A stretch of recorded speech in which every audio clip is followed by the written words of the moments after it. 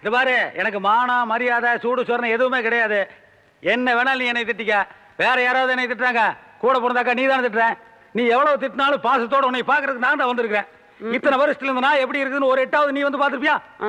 நான் ஒரு பெரிய இடத்துல வீட்டோட மாப்பிள்ளையா போனது என்னமோ வாஸ்தவம் தான். நான் என்னமோ அங்க ராசா மாதிரி உட்கார்ந்து சாப்பிட்டுக்கிற மாதிரியும் உங்களெல்லாம் கூப்பிட்டு விருந்து வச்சு மரியாதை செய்யலைங்கிற மாதிரி வச்சுக்கிறேன்.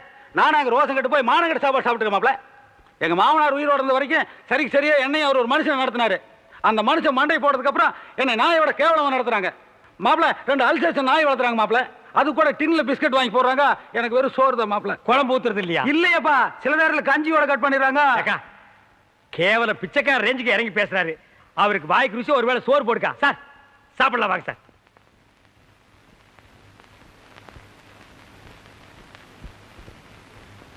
முள்ளி முள்ளி சாப்பிடாதடா, கை நிறைய அள்ளி சாப்பிடு.